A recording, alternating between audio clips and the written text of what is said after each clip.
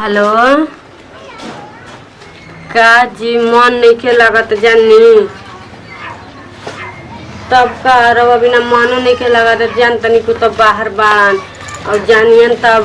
जान तनी नु हाँ आइब ना तनी आके तनी मिल ली काहे देखी प्यार कैले बानी अब तो रौरे नु बा सब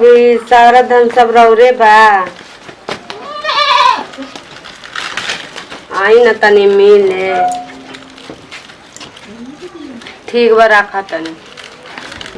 कह तड़ने आवे के मिले आ तरन के ना बुझाते नहीं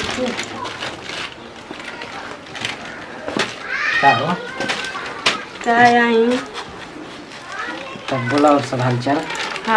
का बोले सब निमने बा। तब बबुआ के हालचाल ठीक बा ना? हाँ सब ठीक बा बबुआ के हालचाल। अब मिलते नहीं खे तो का कर चलो घर में कीजिए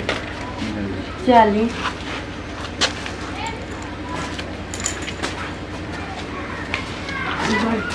क्यों नहीं खे ना केहू नहीं खाना वो बूढ़ा काजनी के लिए तो गई बारिश तनी कहाँ गइल बा ना ना बुढ़ाऊ हां बुढ़ाऊ ना ना बुढ़ाऊ काहे के यहाँ गई बारिश के लिए अब और ही नहीं हो अरे बैठे में ना बनेला ये से न बैठ दिक्कत करता का बबुआ काहे ना दिक्कत कर बोली आओ घर के सब हाल चल बना और सब ठीक बा अपने सुनाओ कोनो दिक्कत नहीं है ना होत ना दिक्कत नहीं के होत बस खाली देखला बिना में मन एकदम तरसत रहला पानी न तनी आ जैती न पता मन बहल गई रहे देखी मन में बहाली मन लगा था ना हाँ या मन लगा था तब बुढ़ाओ काजनी कने घोल बड़ा लो देखियन गाना चुम्मे जब देखा जब चुम्मे में लगल रही ना तो का में लगा रही है काहे खातिर बोले ले तो बोला नहीं ऐसे ही हाल समाचार लेवे के तब का हाल समाचार फोन पे ना लिया फोन पर लिया ले फोन पर जब भीड़िए आ गेला के बाद अलगे मतलब उना ना यंतार मर्दा भी तना हो बाबूजी चल ए तारे हो ए थाना मत दो नहीं देना खाना रवा के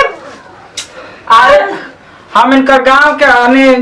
आवे जरा दांत खाएगा तो इधर ए तू माने तो नहीं दे बुधा इन हाथ कानवा में काता हो भी रहे हुए अच्छा हीरा निकाल के रे अच्छा हम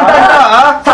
निकाल के कानवा में के निकाल के सर कानवा में के निकाल के ये क्या रे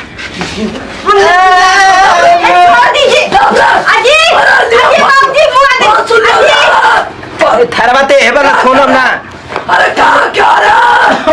हमने क्या ये थरवा हमसे तोड़ दे दोन हमें तू फारी तो देख रहा था नहीं मार बेटा को मारा अरे कहां ये बात रोक रहा मैं हिंदरे में दंती भाई है तुम बिदारा तो नहीं बाबूजी इधर ना ये बाबूजी देखी ना ई काजनी कहत रहला लेके आके के फोन नंबर दे देना हमरा के उनका के दम कोनी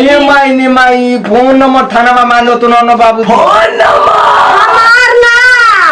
बाबू फोन नंबर फोन दो नहीं है बाबूआ ते फोन नंबर थाना में मानो तो ना तार भाई के दीजा बताओ हम मोबाइल ले भाई हमर नंबर मांगी रे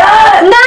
फोन नंबर ना बाबूजी का तरह तार बाबूजी नु खाली चड्डी पाथी पर धोती पर आला तो उनका चड्डी के नंबर कितना बता हम सोचने कि अच्छा आपके किन के दी हां तीन ते दी नहीं धूठो ते भरमावत नहीं बाबू दी दे भैया फोन तो ते तो एकदम नती बनावत नहीं ते न तो थरवाते बोल ना जानता नहीं कि का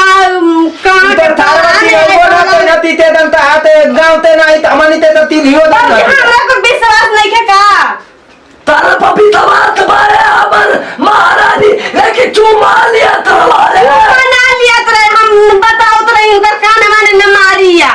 नंबर बताओ पुरानी है चड्डी के कितना नंबर था ओ बाबूजी दे तो दी तो पता थी नंबर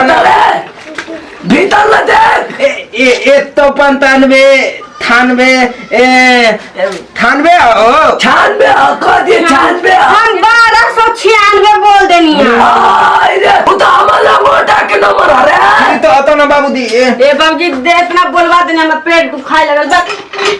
तरमाई के दीजिए बताओ पहले ही ना तो सोच गए बताओ भाई बबुआ बात पेट में अब कौन के बोले ले रही रे।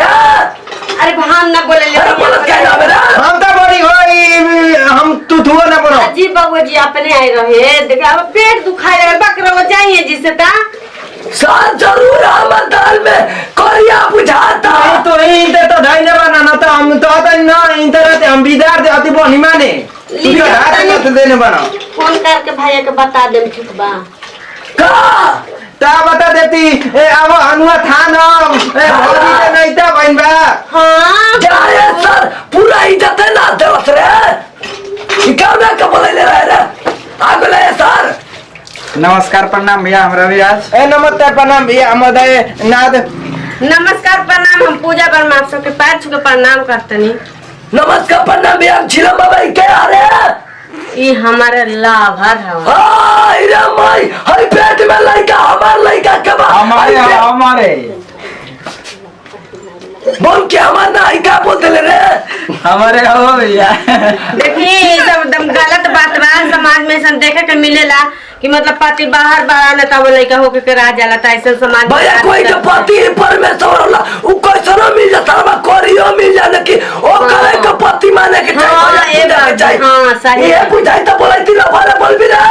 ना बोले यार। वीडियो एंटरटेनमेंट कदी बोले जा के दिल पर मत ले जा ते वीडियो से दे विदाई अगला वीडियो में फिर से मिलेंगे तब ये का बोल दी जा। जय हिंद।